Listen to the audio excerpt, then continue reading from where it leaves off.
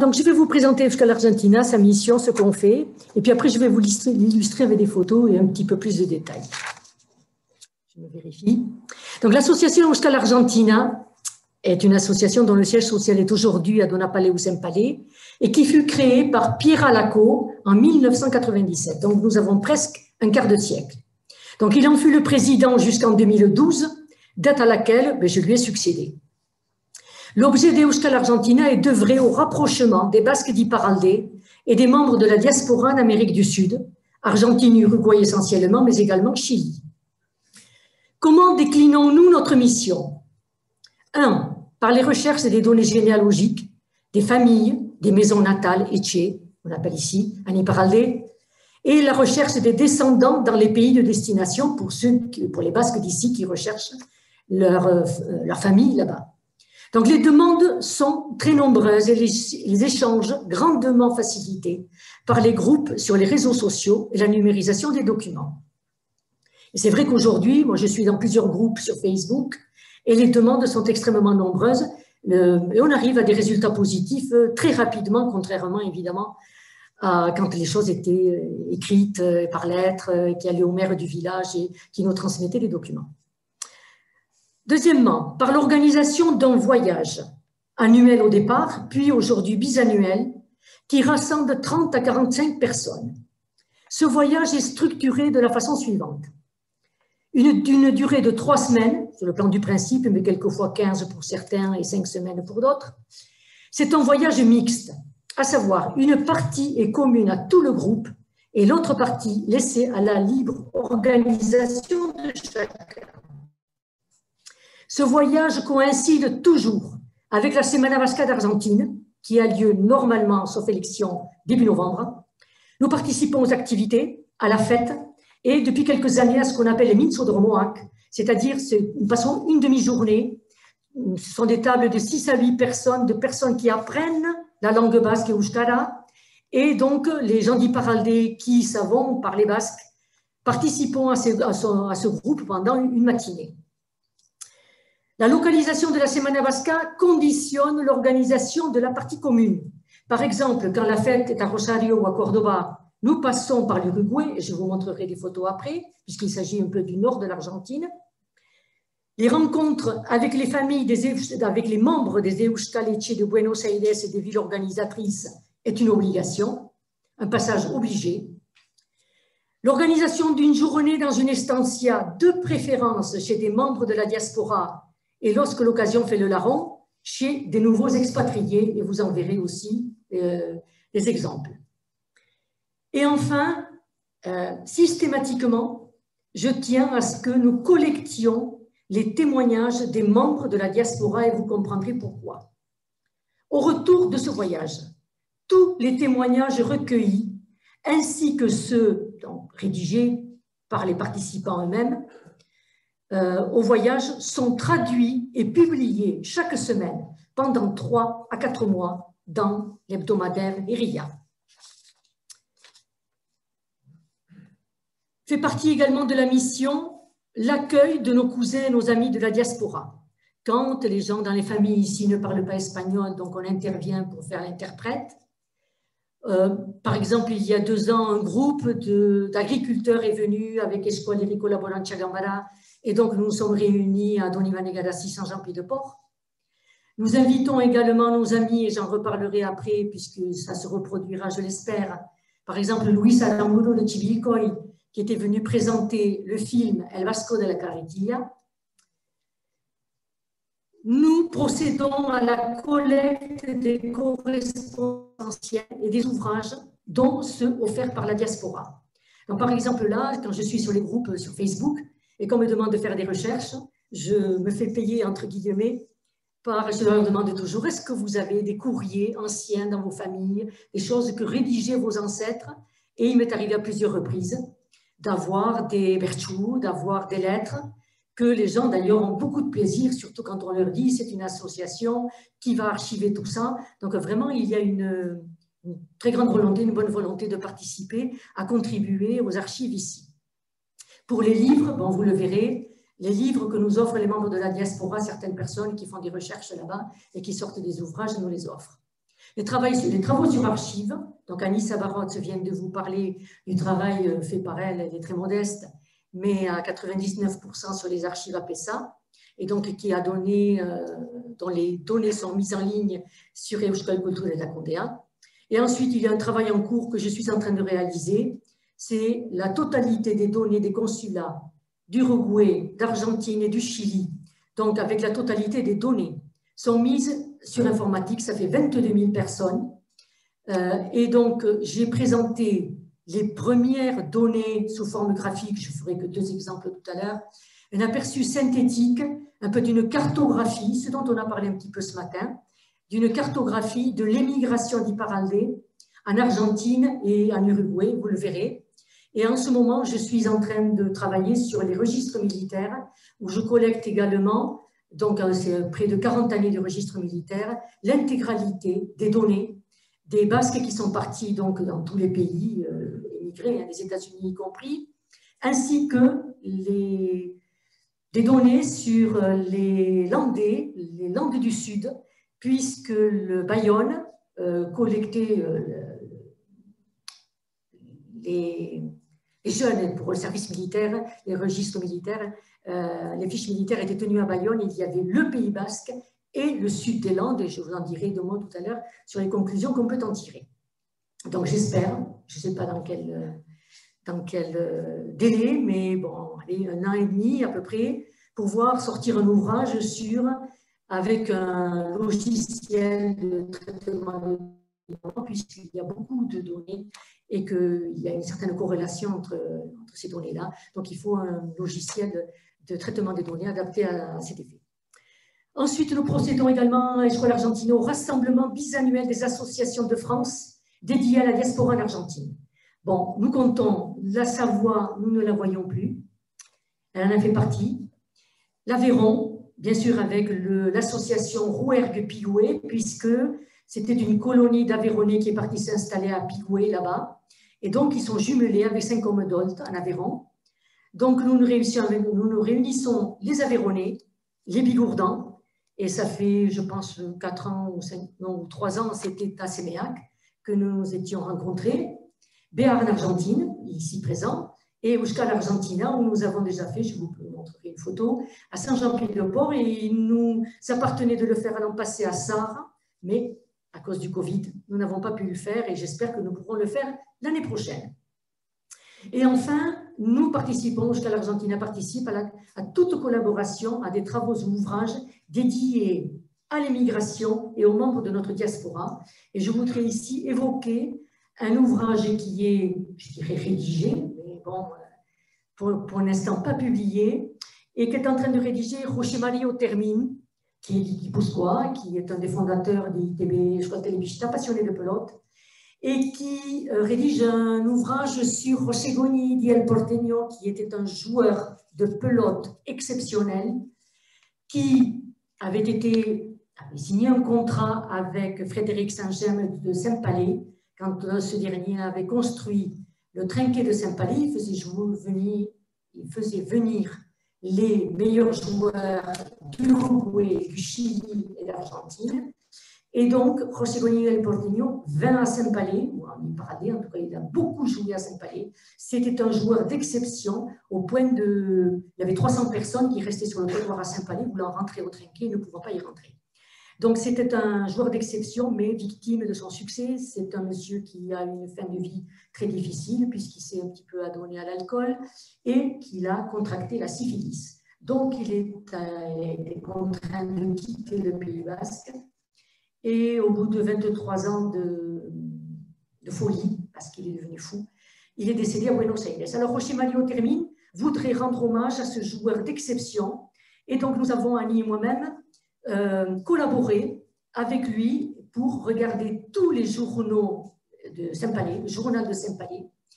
Et donc, très riche, toutes les semaines, il y avait un article plus qu'élogieux, puisqu'il était idolâtré, il n'y a pas d'autre mot, à Saint-Palais. Donc, nous avons contribué à donner des informations à José Mario Termin, qui devrait, en tout cas en 2023, venir présenter son ouvrage ici, puisque El Porteño était né en 1773, donc pour ses 150 ans. Et je caresse l'idée, j'ai déjà une réponse positive, je caresse l'idée de faire venir donc Luis Aramburu, que certains connaissent ici, né à Chivilcoy, donc là où était né El Porteño, et qui accepte de venir voilà, nous aider à présenter cet ouvrage. Donc voilà pour la présentation d'Euskal Argentina. Et maintenant, je vais vous présenter quelques photos. Alors ça, ce sont les photos en noir et blanc des premiers voyages. Je vous en montrerai que 3 ou 4 de photos de voyage, parce que ça ne présente pas grand intérêt. Donc certains reconnaîtront Émile Lar, le président de ERIA, et sur la droite, Norma Rios du Centro Vasco de Buenos Aires, qui vient de publier un livre sur l'histoire de Centro Vasco française. Donc, je pense que c'est ces jours-ci qu'elle l'a publié.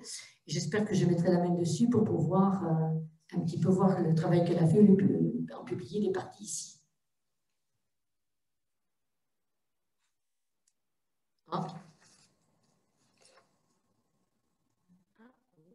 Ici, ça ne change pas. Eh oui, mais pas sur le... Alors, je le fais avec la souris.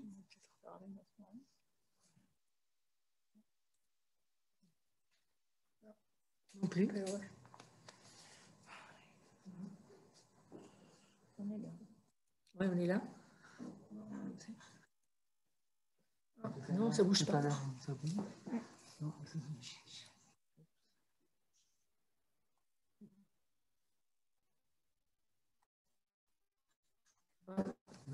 Non, ça change pas. Voilà, là c'est bon. Vous avez... On ne voit pas. Ah oui, c'est celle-là que vous avez. Ah ben oui. Je vais arrêter. Ne reviens pas. Ça reste. Yes. Non.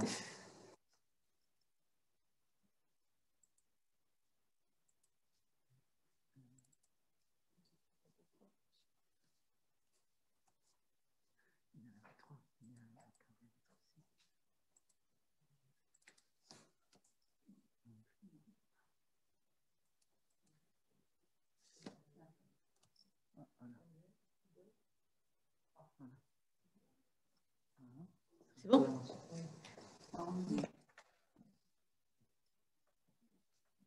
Non, c'est pas le bon. Hein? Non, c'est pas le bon. C'est pas celui que j'ai moi sur le. Ah oui, c'est vrai. C'est pas le bon. Pardon. Il faut regarder là-bas. À condition que vous les ayez toutes. Moi, je veux bien. Hein. Bon, enfin, je voulais vous là. Mais tant pis, il y avait une photo de je vais à l'Argentine en 2019, notre dernier voyage à Pigoué, et avec les Aveyronais et les Basques de Pigoué, mais tant pis, je ne l'ai pas. Donc je fais la flèche à droite ou la flèche en bas? À droite? Bon, non, du tout. C'est dans le désordre, je ne vois pas.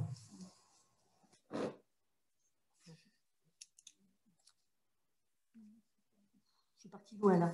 Bon, alors c'est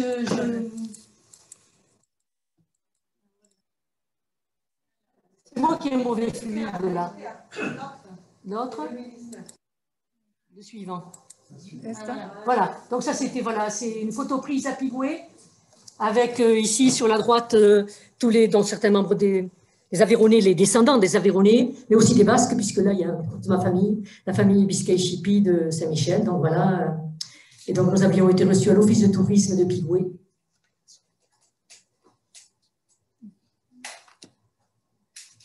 Ah, c'est avec la souris que je fais. OK, parfait. Donc, ça, c'était 2 années avant. C'était à Tandil. Voilà le groupe qui a été reçu à Tandil, de voyageurs. Ça, c'était en 2012 à Uruguay, à Punta del Este. Alors, Mar del Plata. Et Euskal Etxe, donc nous allons systématiquement, là c'était la fête à Mar del Plata cette année-là. Alors voilà, nos rencontres avec soit les membres des Euskal Etxe, soit toute personne qui veut bien nous rencontrer. Et nous sommes là à San Martín de los Andes, donc sur la cordillère des Andes pratiquement. Et c'est Manuel Bustingori, que vous voyez là, et qui m'avait donné l'histoire de sa famille, qui a d'ailleurs été publiée en Argentine, et que j'avais traduit là, qui est une histoire vraiment extrêmement poignante de la famille Bustingori. Là, c'est au Chili, parce que nous sommes partis en 2014 au Chili, et vous avez ici la sommité généalogique de Santiago du Chili, qui était Agustino Tondo, né bien sûr dans le Bastan, et qui était boulanger comme tous les boulangers de Buenos Aires et Valparaíso, qui sont de Jalisco ou de Elizondo, et donc qui nous a fait cadeau des livres qu'il a rédigés sur les armoiries et tout ça de Navarre. Donc c'était vraiment quelqu'un qui faisait un boulot énorme. J'en parle au passé parce qu'Agustin n'est plus. Là aussi, c'est au Chili. Vous reconnaissez ici notre ami Patrick qui a un masque. Patricio Legarraga, que vous connaissez pour tous ses ouvrages sur les Basques français. Donc, il réactualise, donc ça c'est Patricio. Et ici, vous avez un des derniers survivants nés ici, Salaberry, de Saint-Estébin, donc qui est également à Santiago et qui est également décédé. Voilà. Et donc, nous faisons à chaque fois un compte rendu. Ça, c'est quelques membres du groupe a reçu à l'Euskalichi de Valparaíso, Viña del Mar, plus exactement. Voilà. Et puis, quand je vous ai parlé tout à l'heure des nouveaux expatriés, cette année-là, nous étions allés au Chili. Et au retour, nous avions traversé la cordillère en autobus et nous sommes allés voir Laurent Etchebarne, qui était ici, le kiné du Biarritz Olympique, et qui est parti à San Rafael, au sud de Mendoza, pour produire du vin et des olives. Donc, il était associé là-bas depuis il est revenu. Et donc, il nous a reçus et on a passé une journée chez lui dans son estancia là-bas à San Rafael. Voilà comment nous sommes accueillis. Drapeau argentin, drapeau français, drapeau basque, Coligna. Ça, c'est en Uruguay. En Uruguay, chez Maisonnave. Gustavo Maisonnave, qui nous a reçus, né à Horace. Non, oui, son père. Son père était né à Horace et sa mère à Saint-Étienne-de-Baïkouri. Et donc, nous étions passés par l'Uruguay, donc c'était en 2012. Et là-bas, il habite à côté de Minas. Et donc, il nous avait reçus, nous avons passé une journée entière chez lui et il nous a raconté l'histoire de sa famille. D'ailleurs, il en a fait un livre qu'il nous a offert. Et donc, j'en avais publié une partie dans Iria. Ça, c'est en Tandil, c'est la famille Arguindegui de Mendive. Et donc, Martine Arguindegui, on voit ici avec Jojo Goyeneche. Et donc, nous avions passé une journée entière dans leur estancia avec des chanteurs et des danseurs de chacarera, voilà, des danseurs argentines. Et donc, c'était une journée féerique. Ça, c'est la famille Bereterbi de Dossès. Donc là, je vais un petit peu faire défiler tous les témoignages que nous avons eus, la famille Bereterbi de Dossès. Alors, la sœur Péroutet, c'était une religieuse née à Béguios et qui, après avoir enseigné à la Bayole et au Chalicia dont on a parlé ce matin, a quitté au Chalicia de la Bayole et s'est occupée des femmes battues et des cas sociaux à Buenos Aires dans une villa, voilà, chez des gens très pauvres, dans une bidonville. Et d'ailleurs, quand on y allait, c'est elle qui nous envoyait le taxi parce que les taxis ne voulaient pas aller là-bas. Donc, elle travaillait là-bas et on avait fait une soirée caritative ici. Elle est décédée, sur Péroutet. Et chaque fois qu'on allait en Argentine, elle venait systématiquement nous voir à Buenos Aires, on l'invitait et on déjeunait avec elle. Voilà. Donc, ça aussi, c'est de nouveau, c'est la famille Ribarén-Erizari avec Emilar et ici, Pierre Alaco, le fondateur d'Euskal Argentina. La famille Lar. Alors, ça, c'est Monseigneur Aguerre, qui était archevêque de La Plata. Et donc, en 2004, quand on est allé à La Plata, il y avait sa cousine qui était là. Et donc, voilà, la photo a été prise à ce moment-là. La famille Piqué des Aldudes, qui habite Mar del Plata, qui a fait aussi le témoignage. Ça, c'est une famille chère à mon cœur. De Bahia Blanca, la famille Vizcay-Chipi, puisqu'il s'agissait alors, pour anecdote, vite, c'est une jolie histoire dans le sens où le grand-père était parti dans les années 1905-1906, c'est pas très vieux. 3 frères étaient partis là-bas. Et les parents étaient morts le même jour, l'un le matin, l'autre l'après-midi en 1936 à Saint-Michel. Et la famille pour envoyer la photo en Argentine et leur dire vos parents sont décédés. Et donc, quand j'ai repris contact avec eux dans ces années-là, par contact, j'ai pu leur envoyer et je leur ai écrit, écoutez, nous on a ici une photo avec les deux cercueils des deux côtés de la tombe à Saint-Michel. Et ils m'ont répondu aussitôt, mais on a la même. Et d'ailleurs, pour anecdote, je ne saurais dire quand est-ce que le mondial de foot a eu lieu en Allemagne, mais en tout cas quand il y a eu ce mondial de foot. Donc, le mari de l'une d'elles, d'une Piscay-Chipi, qui s'appelle lui-même Elisech, peut venir au mondial de foot en Allemagne. Et sa femme lui dit, il va, mais tu vas aller à Saint-Michel, tu vas reprendre en photo la tombe de la famille et tu vas demander la maison Urrutia, où est né notre grand-père. Donc, le voilà qui arrive, il va à Saint-Jean-Pied-de-Port, il se trompe. Il va au cimetière de Saint-Jean-Pied-de-Port. Et là, il y a un monsieur qui le voit chercher. Il dit, vous cherchez quoi? Et il dit, je cherche la tombe de... Il dit, mais c'est pas ici, c'est à Saint-Michel. Bon, je vous accompagne. Alors, il l'amène à Saint-Michel. Il trouve la tombe, il prend en photo. Et monsieur lui dit, la maison Urrutia, c'est celle-là là-bas. Elle est un peu loin, mais c'est là-bas. Bon, pas de souci, j'irai.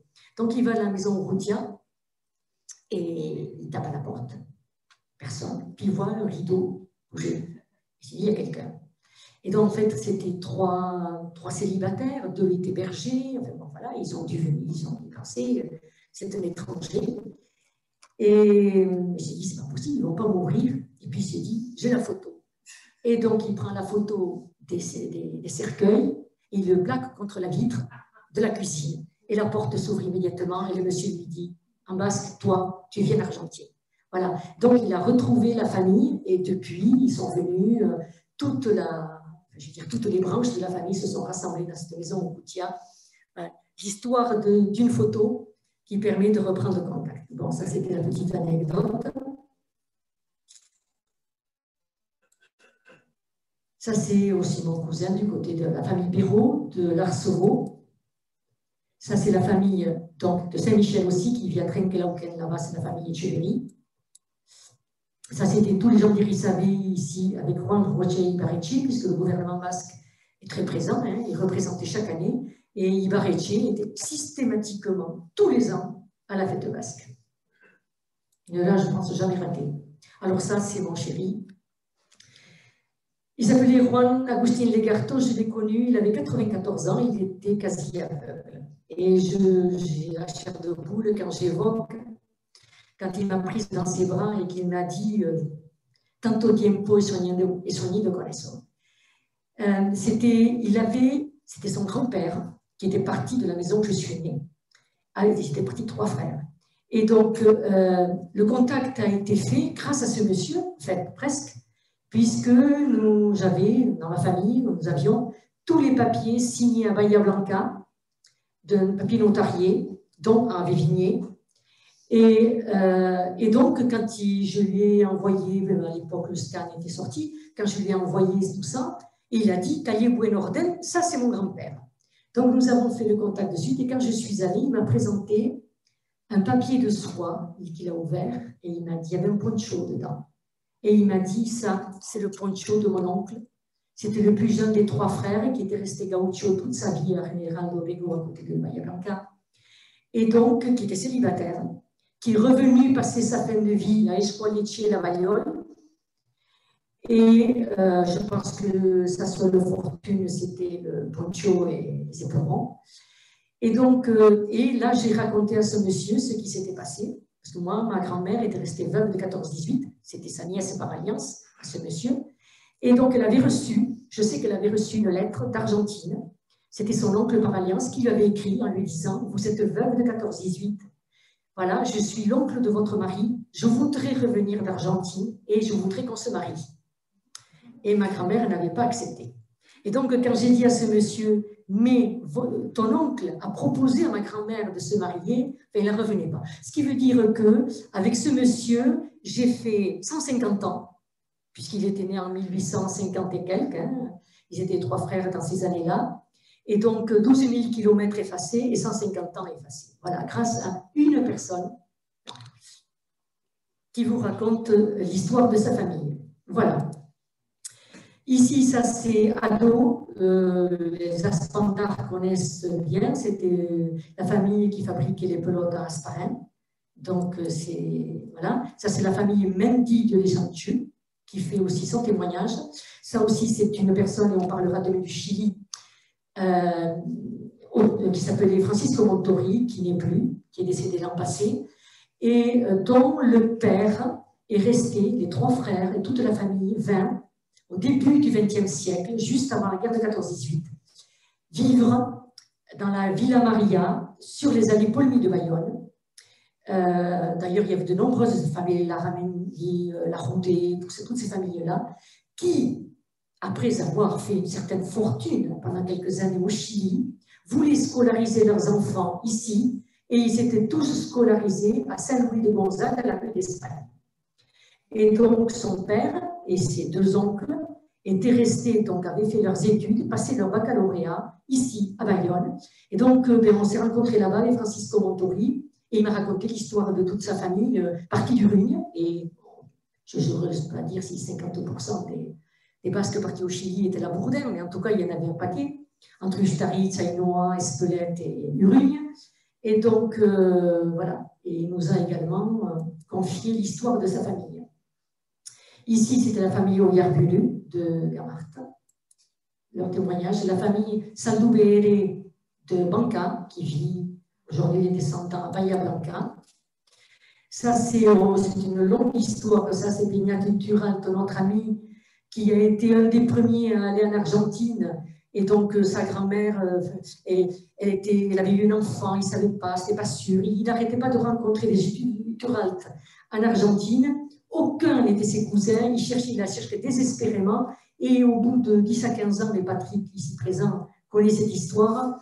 Donc, c'est un long fleuve, mais qui lui a permis de faire beaucoup de connaissances avec des homonymes. Ça, c'est la famille Hospital de Béguios.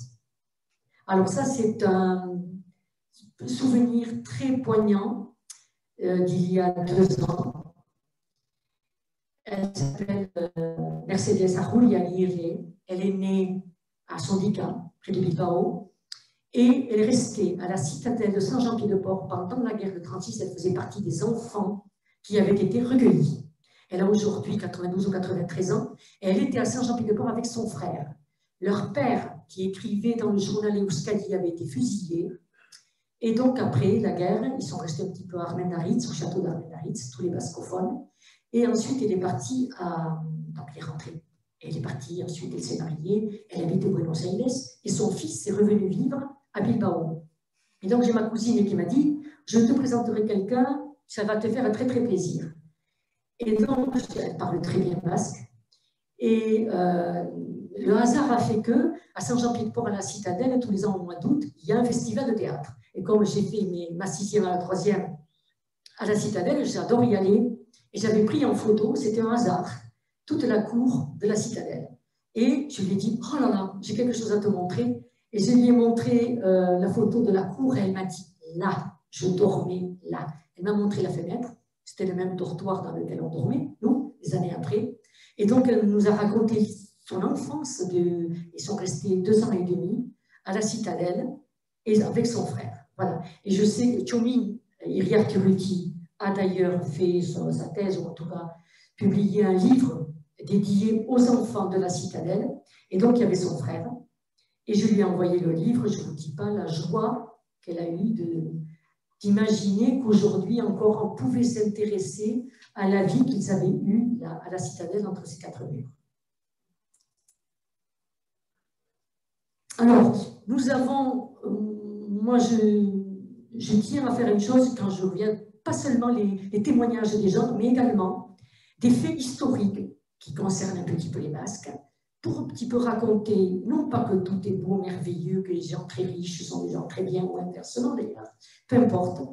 Mais donc je consacre toujours des articles, parce que je ratisse toutes les librairies quand je me déplace, et donc je raconte un certain nombre d'histoires ou des faits historiques, voilà, pour que les lecteurs de Héria les lisent. Donc ça, c'est l'histoire de la famille Fortabat, hein, qui était partie de Briscous, dont l'épouse, si vous allez à Buenos Aires, si vous allez à Puerto Madero, vous avez ce grand musée d'art moderne qui était celui de la Grosse D. Fortabat, donc l'épouse, et des gens très riches qui habitaient à Soult, qui avaient des grandes cimenteries, et qui, après, étaient corrompus jusqu'à la moelle, et donc du temps de Videla et compagnie, qui ont fait une très grande fortune, et qui ensuite ont fait le musée d'art moderne de Buenos Aires. Mais ça fait quand même du bien de replacer un petit peu les choses.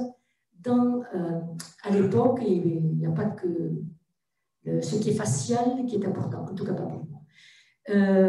Cette année, ce terrible événement qui s'était passé en 1872 à Tandil, où 36 jeunes personnes avaient été égorgées par des gauchos, dont 20 basques.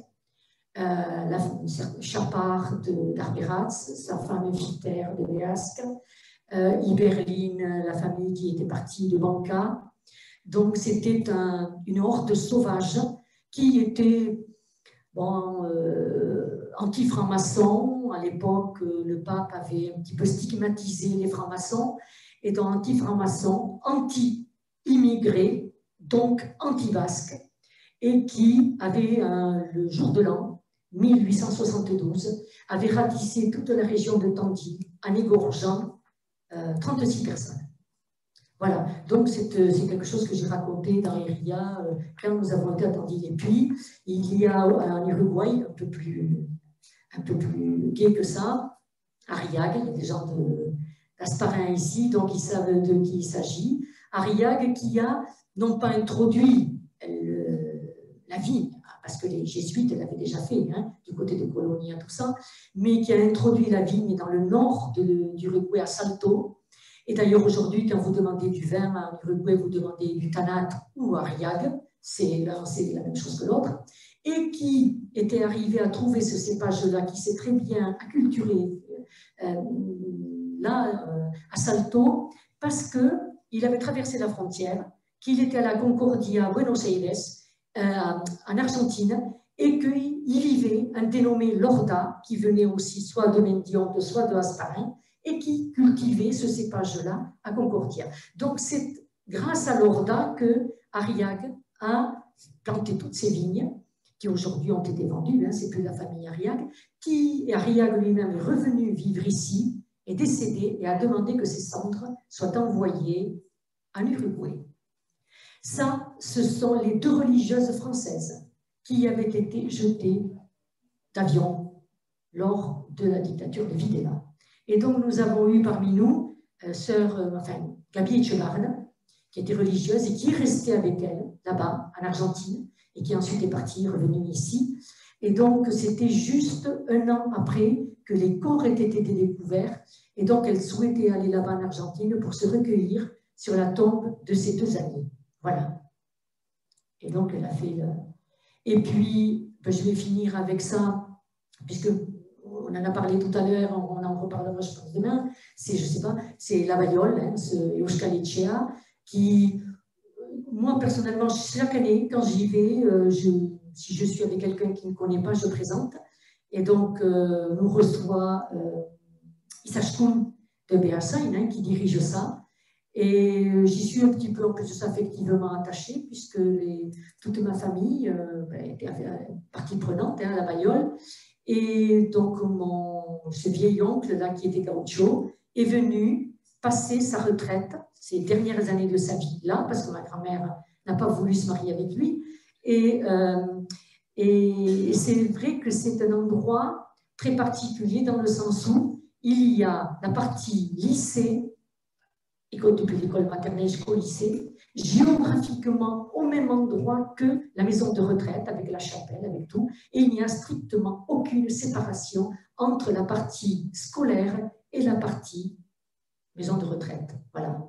Et donc, c'est vrai que c'est Martine Erika Bordé que vous avez vu. Voilà. Et puis, parce que Martine Erika Bordé aussi a été très aidée par un dénommé Aïta Lapitz, Odiopati, qu'on appelait, qui était né à Erisari, oui, il était d'Irisari, et donc qui est parti là-bas, Pétaramite, et qui est parti là-bas, il avait la paroisse de San Juan, et il a participé avec Martine Erika Bordé à la construction de la Bagnole, puisqu'il était fustigé un peu, Laura Bat, d'avoir construit un Euskalitche dédié aux gens des Goaldé et dont étaient exclus les gens d'Iparralde. Donc, ce sont des gens qui ont œuvré à la création de Lavallole et la partie bienfaisance était une partie très importante. Voilà. Ça, c'est la réunion de toutes les associations que nous avons faites à Saint-Jean-Pied-de-Port. Voilà. Alors ça, c'est 3 mots sur les 22 000 données que j'ai recueillies. Et bon, quand j'ai présenté ça à Saint-Palais lors de l'inauguration de la fresque, voilà ce que, avec les données recueillies, le graphique par année de naissance depuis 1798 ou 96. J'arrête, j'ai fini. Voilà. Et donc, voilà. Avec les métiers, avec tout ça, j'ai terminé.